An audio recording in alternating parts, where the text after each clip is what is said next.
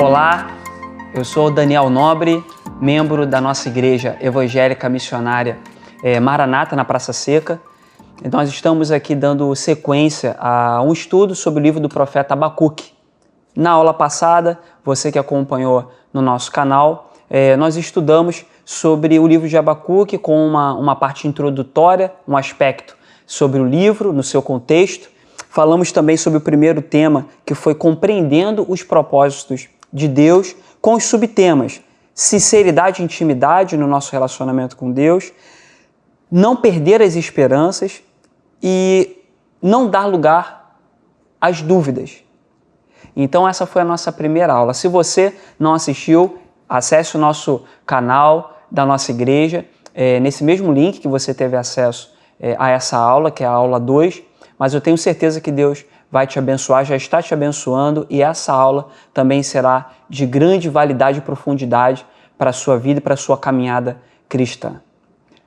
Vou pedir para você orar. Vamos orar? Vamos falar com o nosso Senhor para que Ele possa conduzir, como Ele conduziu da primeira aula, também essa aula que nós teremos agora nos minutos que irão se seguir.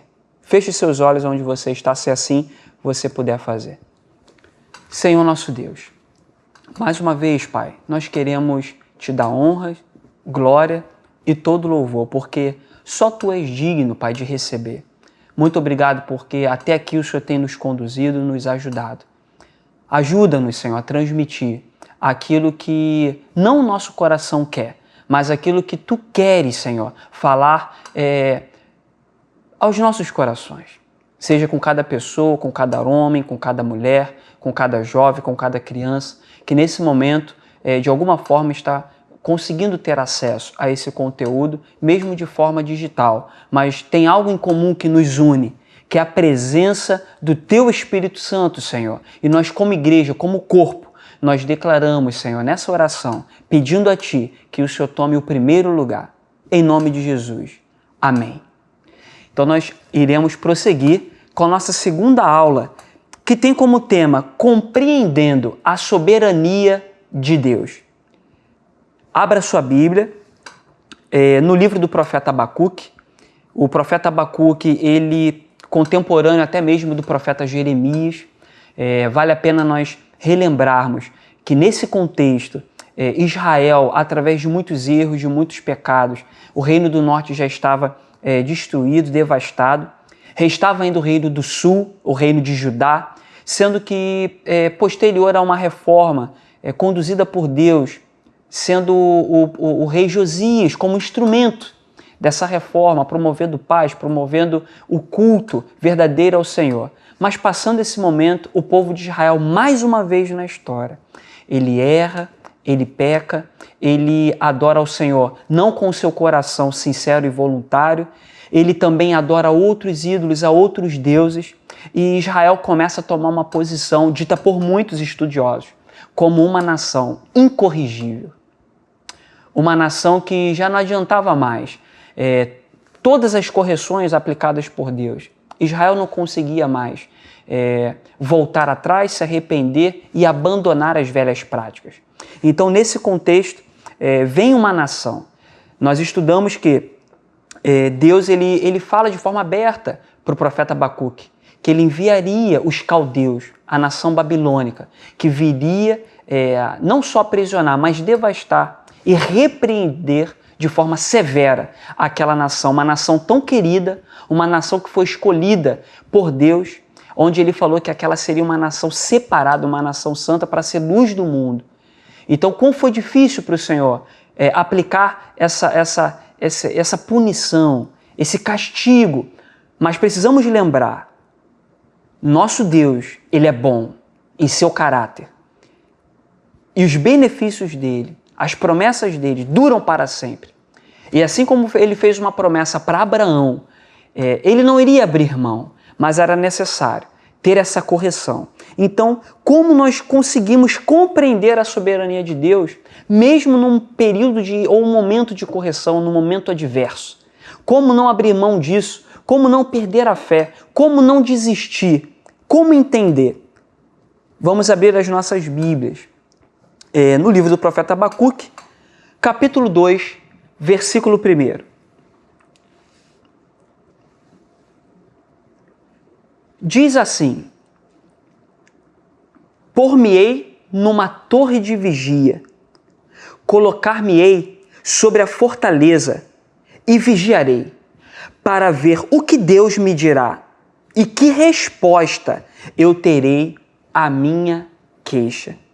Esse versículo é muito importante para essa segunda aula, que é compreendendo a soberania de Deus. A posição que o profeta Abacuque ele coloca é uma posição interessante.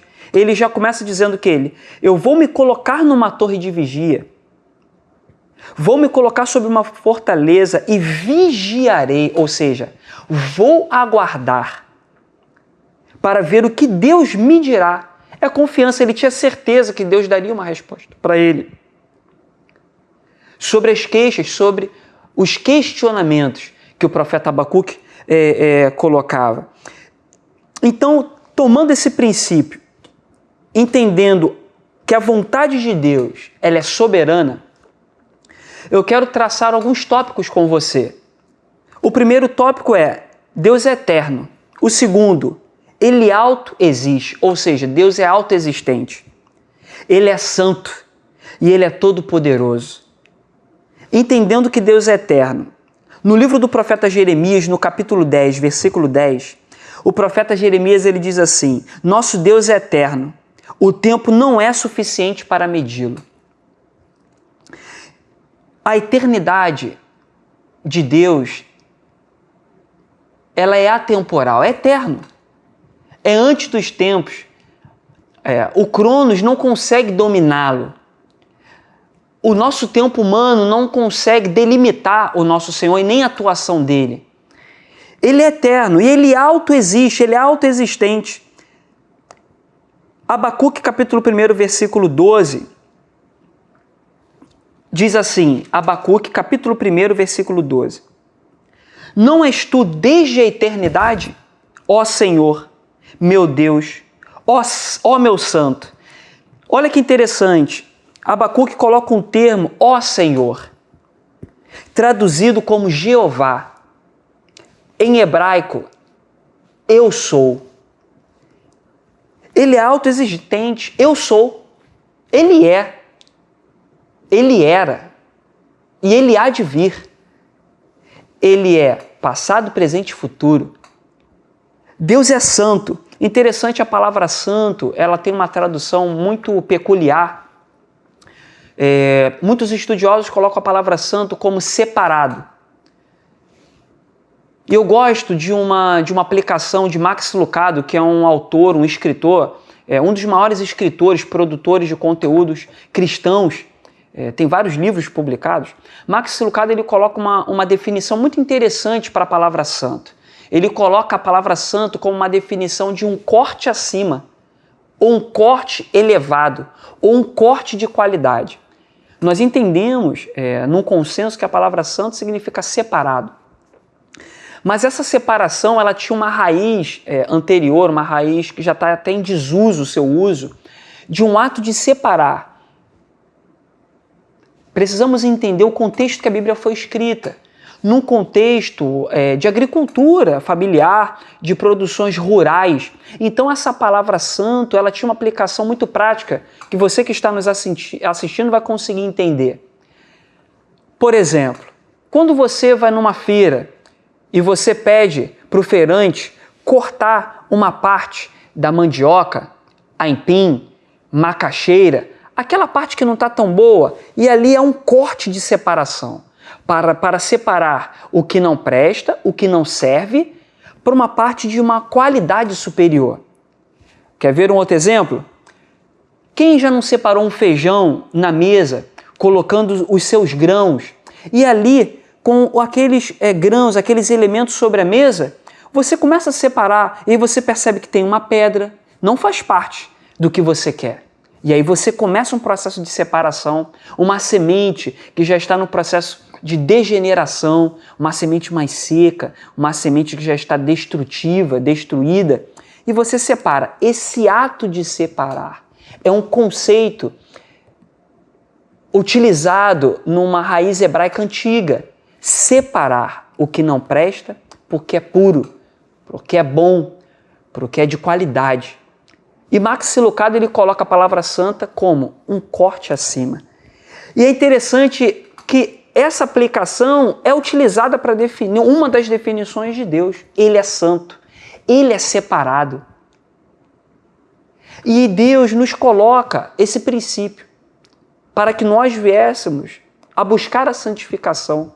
Porque sem a santificação, sem essa separação diária, ninguém viria ao Senhor. E às vezes você pode se questionar: ah, mas ser santo num mundo tão pecaminoso é tão difícil.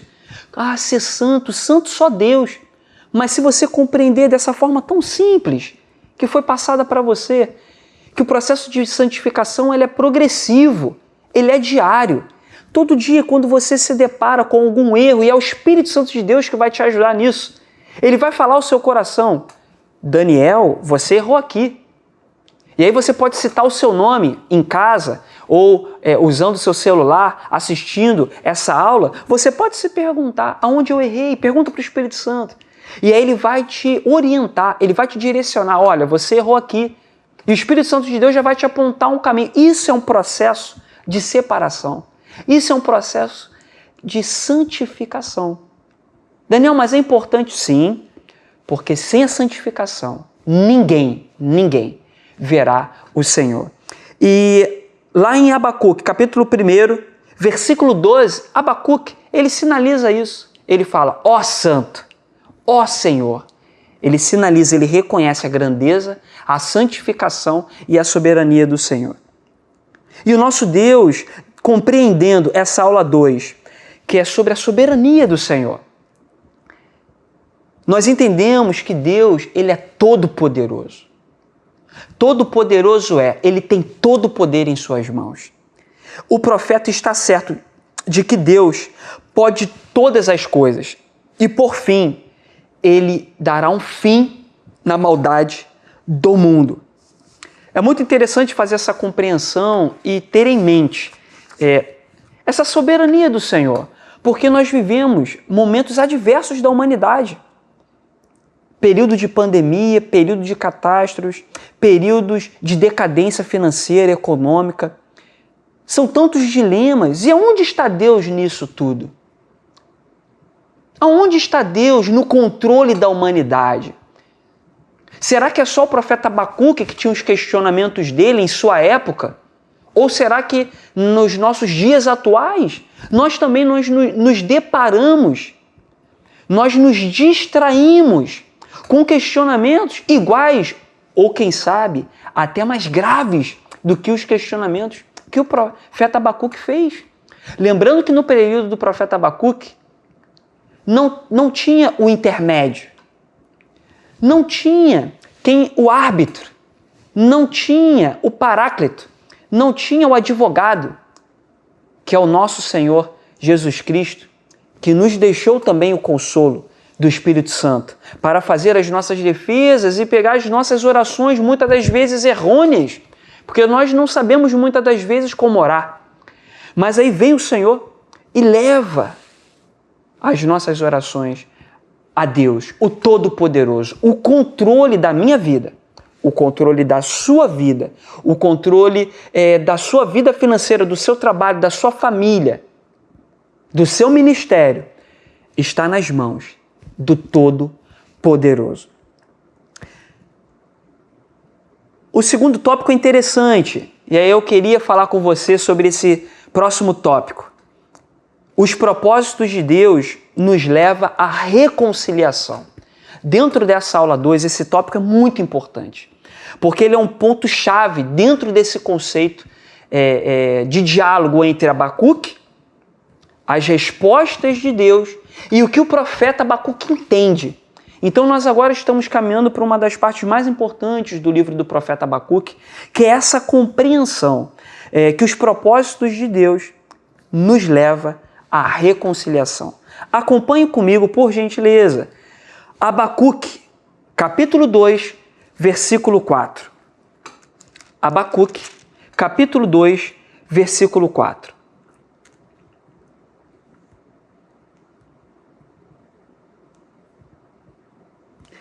Diz assim a palavra de Deus: eis o soberbo, a sua alma não é reta nele, mas o justo viverá pela fé.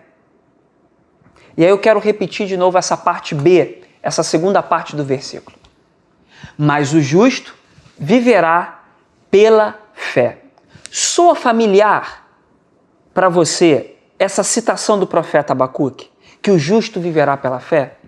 Será que você já não ouviu um outro escritor das Sagradas Escrituras citando? Sim, Paulo, escrevendo a doutrina da justificação pela fé. Paulo, ele cita justamente o profeta Abacuque. Vamos acompanhar comigo, por exemplo, Romanos capítulo 1, versículo 17. Hebreus capítulo 10, versículo 18.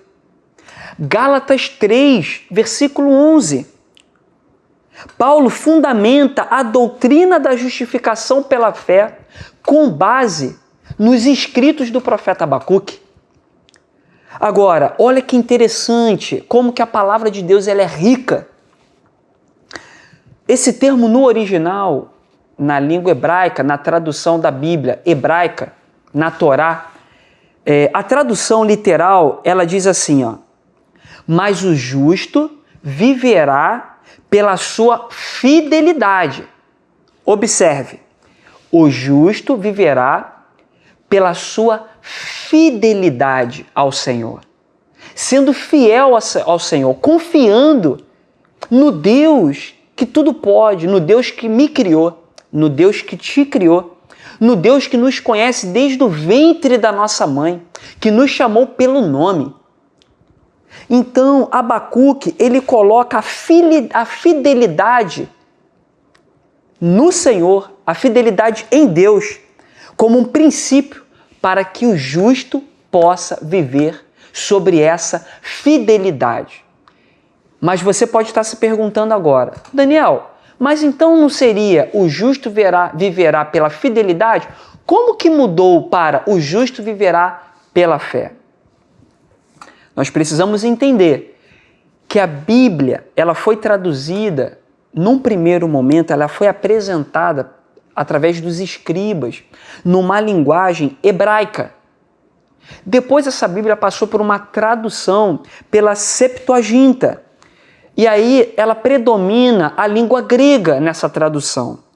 E nessa tradução para a língua grega, os escribas gregos, quando eles leem a Bíblia no original e eles se deparam com essa passagem de Abacuque, eles traduzem para o grego o termo fidelidade pela palavra fé.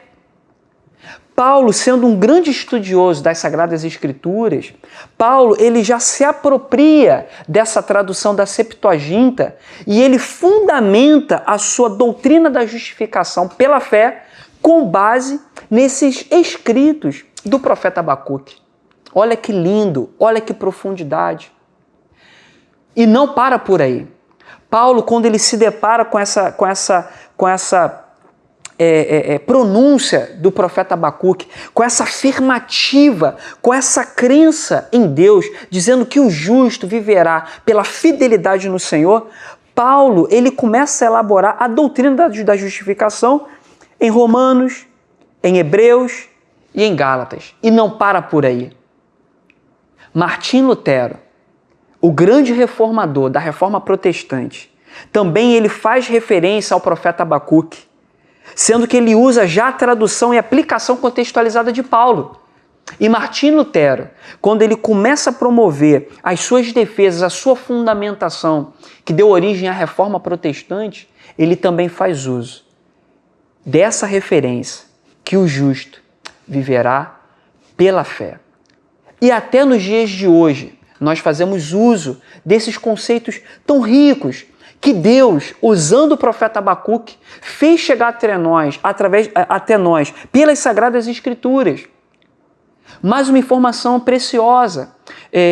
Tiago, nas suas Escrituras, no Novo Testamento, ele reforça também esse princípio de justificação pela fé, também fazendo uma colaboração que a fé sem obras é morta.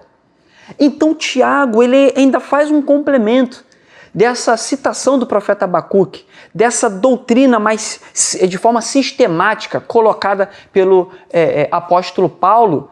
Também Tiago, ele complementa, sim, não divergindo da justificação pela fé, mas dizendo também que, além da fé, nós precisamos ter obras, nós precisamos evidenciar na prática todos esses benefícios que nós temos recebido de graça, porque a graça do Senhor, ela nos foi concedida de uma forma tão singela, de uma forma tão amorosa para toda a humanidade.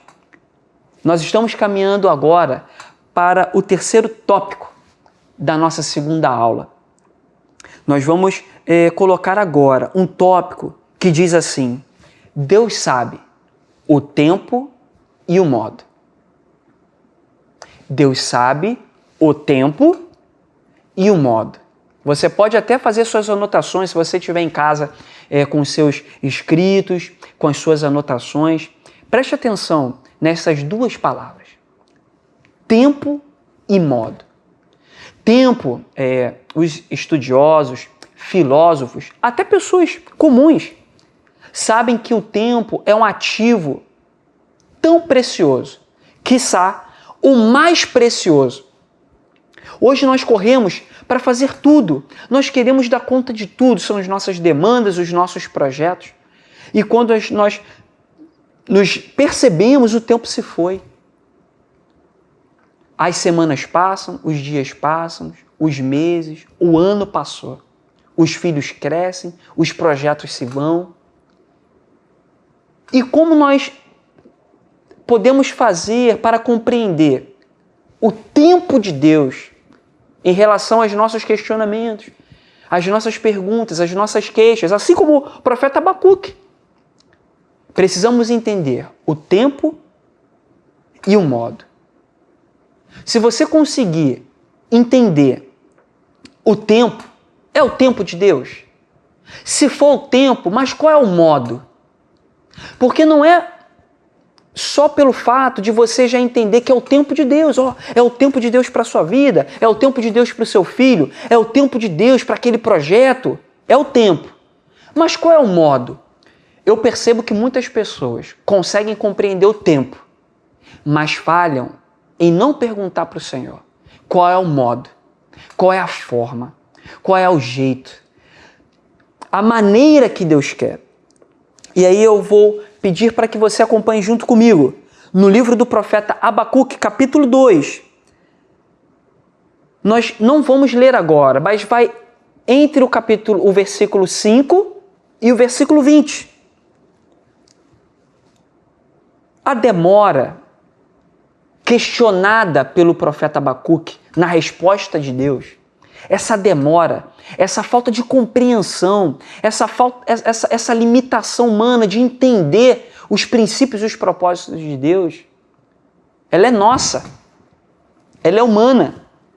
A demora está apenas no coração do homem, pois da parte de Deus tudo está transcorrendo de acordo com o seu plano.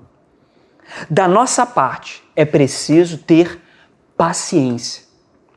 E para ter paciência, nós precisamos ter sabedoria. E aí você pode estar se questionando agora: Daniel, você disse que os propósitos de Deus nos levam à reconciliação. Esse é o tópico. Sim. Você disse que o justo vive pela fidelidade, pela fé. Sim. E agora você está colocando, Daniel, que eu preciso entender o tempo e o modo. Se eu entendo o tempo, eu preciso compreender qual é o modo. Qual é a forma? Sim, é isso que eu estou colocando para você.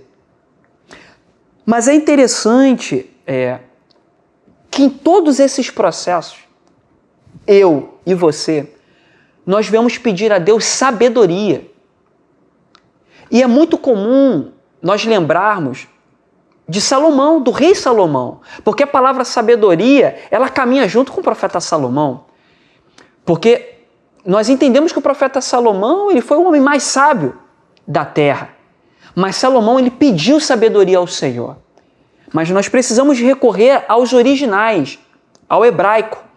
O que de fato Salomão pediu, que foi traduzida pela Septuaginta, que foi a tradução grega, a Vulgata Latina, que foi a tradução do latim, até para os dias de hoje. E para o português, nas nossas Bíblias, está traduzido como sabedoria. E é uma compreensão correta. Mas nós precisamos agora ir um pouco mais profundo. Salomão, quando ele pede sabedoria, lá em 1 Reis, capítulo 3, versículo 9, ele aplica um termo em hebraico, lev shomerá. Lev shomerá. Essa palavra que foi traduzida para sabedoria, ela tem um sentido de um coração que escuta. Um coração que escuta, porém cheio de discernimento. É o que significa essa palavra. Então você quer compreender qual é a profundidade de pedir sabedoria ao Senhor? Salomão, ele faz o seguinte pedido tão jovem ao Senhor.